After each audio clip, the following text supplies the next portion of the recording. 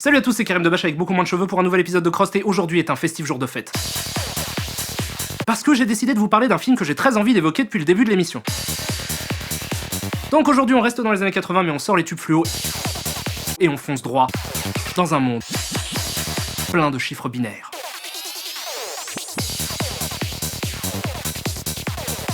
Donc, Tron est un film américain de science-fiction sorti le 9 juillet 1982 aux États-Unis, réalisé par Steven Lisberger, qui n'a à son actif que 4 longs métrages, dont Hot Pursuit avec John Cusack, notable parce que c'est le premier film dans lequel Ben Stiller apparaît dans un vrai rôle. Mais plus important que ça, le film est produit et distribué par Disney. D'ailleurs, un petit détail intéressant, Tron, avant même que le projet ne soit vendu à Disney, devait au départ être un film d'animation, puisque Lisberger et Donald Kushner, son producteur, avaient déjà réalisé un long métrage d'animation quelques années avant. Mais en fait, non, donc malgré l'utilisation intensive d'imagerie numérique, Tron est à considérer comme un des films live de Disney. Même si, vous vous en rendrez très rapidement compte, on sent souvent le film pensé comme un dessin animé. Quoi qu'il en soit, le film nous raconte l'histoire de Kevin Flynn, un développeur de jeux vidéo interprété par Jeff Bridges, le frère de Beau Bridges, que vous avez déjà vu dans The Wizard, qui vit dans le vrai monde de la réalité véritable et qui a été licencié de sa boîte par Edward Dillinger, qui en plus d'avoir un nom de méchant de western se comporte comme la dernière des raclures depuis qu'il a pris le contrôle de la société Encom en volant les jeux développés par Flynn. Paranoïde, Bombo, Matrice, Brigade Mondaine, j'en passe et des meilleurs. Et en mettant sur la touche le Dr Walt Earl Gibbs, un des fondateurs d'Encom. N'est-ce pas ? Le agrou-grou, je suis un méchant patron de multinationale. Dillinger a même été jusqu'à donner le contrôle de la boîte à une intelligence artificielle du nom de MCP pour Maître contrôle principal. ou encore Master Control Program dans la langue de Jay-Z.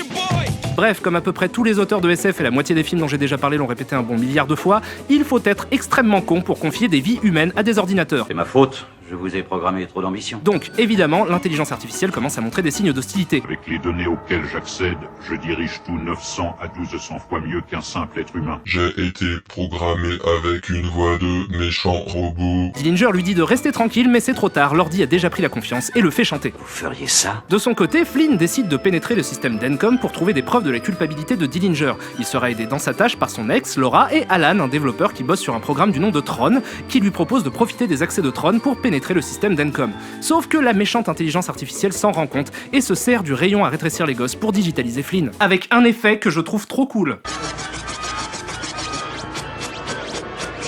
Et le fait littéralement pénétrer dans le système d'Encom. Je suppose donc que ce gros laser n'avait pas de mode tué. Bon, vous vous doutez que tout ce que vous avez vu depuis le début du film n'était pas le cœur du film et qu'on attaque ici les choses sérieuses. Dans le système d'Encom, les programmes sont représentés par des avatars anthropomorphes, physiquement identiques aux développeurs qui les ont programmés. Notre esprit reste présent dans chaque programme qu'on avait écrit pour cette machine. C'est pour ça qu'on retrouve des sosies de personnages du vrai monde de la réalité véritable. Le programme Tron a donc exactement le même visage qu'Alan, son créateur. Donc, dans le monde virtuel, Flynn est rapidement arrêté par les autorités compétentes. Au papier, s'il vous plaît. Et foutu au Newf, une émission jeune. Et sous les ordres du MCP, on le fait jouer à des jeux vidéo. Dans le monde réel, il m'en a fait baver. Si on m'en fait baver, je me rebiffe. Sauf que maintenant qu'il est un avatar, il peut en mourir pour de vrai. Vraie journée de merde. Évidemment, les séquences de jeux qui suivent sont cultes et connues de tous et ont donné lieu à de nombreux produits dérivés, notamment des jeux vidéo. Le premier jeu consiste à envoyer un disque rebondir sur une plateforme sur laquelle se tient l'adversaire, ce qui a pour effet de faire disparaître des parties de la dite plateforme. Étant donné que Flynn est développeur au départ, il gagne ce jeu assez simplement, et le suivant, qui est une idée absolument brillante de jeu entre Engon et un Snake. Il réussit à s'échapper avec Tron et Ram, un autre programme. Vous noterez que dans cette séquence, les personnages principaux sont rouge, orange et jaune, alors que les adversaires sont bleus. Et alors ? Non, juste ça. Ils sont donc poursuivis par les sbires du... Non, je déconne, j'ai une anecdote derrière ça. Dans le scénario du film, il était indiqué que les bons programmes seraient de couleur jaune et les méchants en bleu. Mais en cours de production, la décision a été prise de changer ce code couleur pour mettre les héros en bleu et les méchants en rouge. Sauf que certaines scènes avaient déjà été terminées avec l'ancien code couleur. Ce qui fait que c'est assez difficile de trouver un sens à tout ça. Retour au film, ils sont poursuivis par les sbires du MCP, Ram meurt et Tron et Flynn retrouvent Yori, un programme développé par Laura que vous avez vu au début du film. Tout ce joli petit monde va être amené à demander de l'aide à l'Obi-Wan de circonstances qui... me fait beaucoup rire. Je suis désolé, je trouve pas que le film est vraiment vieilli en fait, mais ce costume-là, avec tout le respect et l'admiration que j'ai pour Moebius qui s'est en grande partie occupé du design des costumes et des décors et qui était accessoirement un génie incontestable et absolu de la bande dessinée, le costume que je vais vous montrer dans quelques secondes me fait mourir de rire. Je vais donc me mordre l'intérieur de la joue pendant que vous en profitez.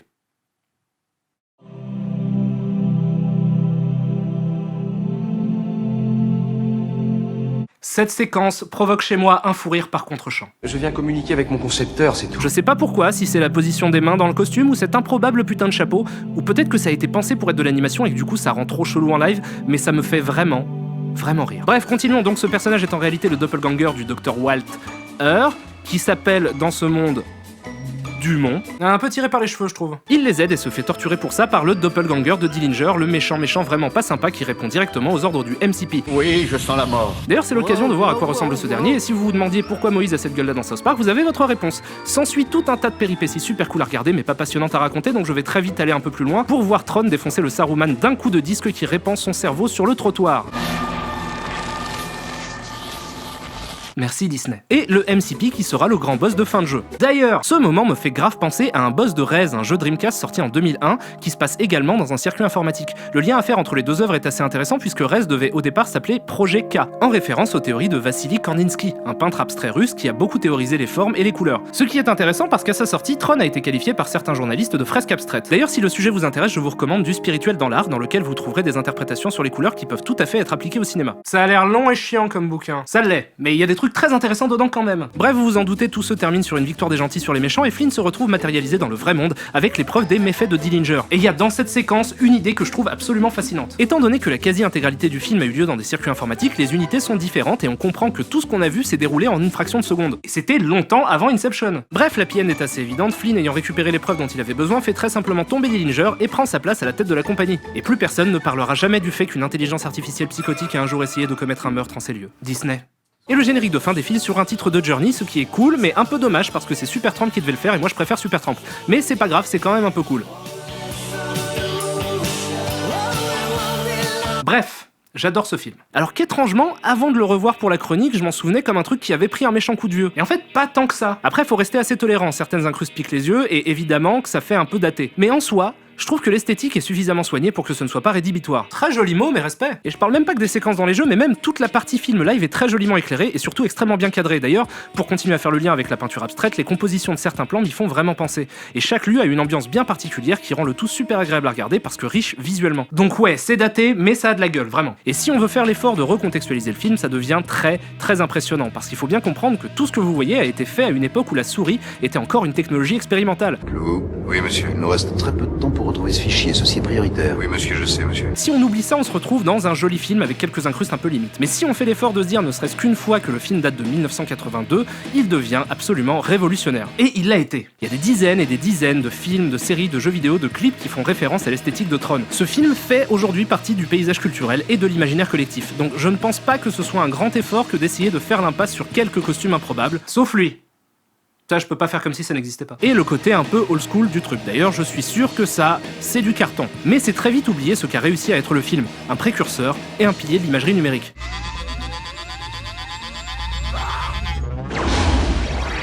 Et ça a demandé un taf de malade à près de 600 personnes, donc c'est dur de faire le film bouche là-dessus. À sa sortie, le film a été un succès correct en salle, totalisant 33 millions de dollars de l'époque pour un budget de 17 millions, et reçu un accueil critique mitigé. Certains ont adoré, d'autres beaucoup moins, tous étant d'accord pour saluer l'effort technique qui a été fait, mais certains lui reprochant une histoire trop simple et une intrigue peu profonde. Mais ça, c'était avant. Parce que le fait est qu'avant d'être un film de studio, Tron est l'œuvre d'un vrai passionné à la fois d'animation et de nouvelles technologies. D'ailleurs, Lisberger a eu l'idée de Tron après avoir vu des images du jeu Pong. Ce qui fait qu'au fil du temps, les gens se sont mis à aimer le film pour la justesse avec laquelle il traite le monde du jeu vidéo, mais aussi pour la bienveillance avec laquelle il traite les développeurs et par extension les joueurs au travers du personnage principal, finalement très éloigné des stéréotypes qu'on raccorde d'habitude aux fans d'informatique. Tron est donc depuis devenu très clairement un film culte. Et ce qui est intéressant dans le fait qu'il ait atteint ce statut, c'est qu'il a réussi à fédérer autour de lui une communauté de fans suffisamment concernés pour qu'ils prennent le temps de répondre à ceux qui, à l'époque, trouvaient le fond assez vain, en proposant des interprétations. Avant de vous répéter ces interprétations, j'ai besoin de vous préciser quelques détails. Le film oppose très nettement deux univers, celui du réel et celui du virtuel. L'univers virtuel, je pense, agit surtout comme une parabole, puisqu'on y utilise les doubles virtuels pour recréer la dynamique entre les personnages de l'univers réel, et si le film utilise ce type de figure de style, il est légitime d'essayer de comprendre s'il n'est pas tout entier une parabole sur notre vrai monde à nous. Gardez bien en tête que ce que je vais vous exposer ici n'est en aucun cas une vérité sur quoi que ce soit, c'est de l'ordre de l'interprétation. La preuve en est que beaucoup de ces théories se contredisent. Mais il s'en dégage deux que je trouve assez intéressantes. La première avance très simplement que le film, au même titre que l'invasion des profanateurs de sépulture, dont je vous ai déjà parlé et que je vous recommande vivement, est une métaphore de la guerre froide du point de vue américain. Que les gentils en bleu défendent la liberté et s'opposent aux méchants rouges communistes qui rêvent d'unité dans un système totalitaire. Vous allez faire partie de moi, et réunis, nous formerons un tout. Mais une autre théorie, qui du coup invalide presque la précédente, me semble encore plus cool. Vous vous souvenez que je vous ai dit que le code couleur du film a été changé en cours de production, donc on peut aussi essayer de lire ça à l'envers. Peut-être que la représentation que fait le film de la société Encom est une attaque dirigée aux corporations corrompues et plus largement à l'Amérique sous Reagan. Ce qui, du coup, pourrait même être rattaché à l'histoire de Disney, mais pour ça il faudrait que je vous parle du Disney des années 80. Ok, fais vite, j'ai une effroyable envie de faire autre chose. Au début des années 80, Disney est en réalité au plus bas et est sur le déclin depuis la mort de Walt au début des années 60. D'ailleurs, en 1982, l'année où est sorti Tron, la plus grande réussite commerciale de Disney était toujours Mary Poppins, un film qui date de 1964. Et beaucoup commençaient à quitter le navire à l'image de Don Bluth qui a bossé chez Disney jusqu'en 1979 et s'est tiré pour créer sa propre boîte. Son premier long métrage, l'excellent Le Secret de Nîmes, sortira en 1982, la même année que Tron. La tendance s'inversera à la fin des années 80 avec La Petite Sirène qui lance Disney dans ce qu'on appellera ensuite son second âge d'or, mais en 1982, ça allait mal pour Disney qui se faisait distancer par d'autres studios et ne faisait de l'argent qu'avec des ressorties de leurs anciens classiques. Donc si on part du principe que la société Encom représente en réalité Disney et que le vieux Walter est Walt Disney, ça signifie que les méchants du film sont les nouveaux producteurs plus agressifs qui arrivaient à ce moment-là Encom n'est plus ce que vous aviez lancé de votre garage, monsieur. et qui voulaient faire changer les vieilles méthodes héritées de Walt. Il m'arrive de rêver à mon ancien garage. Et que la grosse intelligence artificielle méchante MCP représente les nouvelles technologies d'animation. Que le film lui-même utilise. C'est une théorie que j'adore parce que ça voudrait dire que le film est suffisamment couillu pour adresser une critique à l'encontre de son propre producteur. Mais débarque un autre ingénieur en logiciel, pas très jeune ni très brillant, mais furieusement sournois. Mais tout cela, encore une fois, n'est qu'une interprétation. Et ce que je trouve plus intéressant encore que les théories elles-mêmes, c'est le fait qu'il en existe autant. Ce qui signifie que le film a réussi à toucher profondément suffisamment de personnes pour qu'on s'amuse encore à le décortiquer des dizaines d'années après. Le film est un immanquable parce qu'il est un juste reflet des années 80 et des craintes inhérentes aux découvertes des nouvelles technologies. C'est un film que je trouve magnifique et beaucoup plus dense que ce qu'il n'y paraît et je vous le recommande très fortement. Tu sais ce que tu devrais faire? Du rap. Non, sur ce que tu disais plutôt, sur quelle théorie te paraissait la plus juste. Tu devrais utiliser la théorie des auteurs. Je mate un autre film du réalisateur et j'essaye de trouver des patterns qui peuvent m'aider à comprendre son point de vue. Prends son premier film, les premiers films sont souvent beaucoup plus personnels, ça sera plus simple. Riche idée.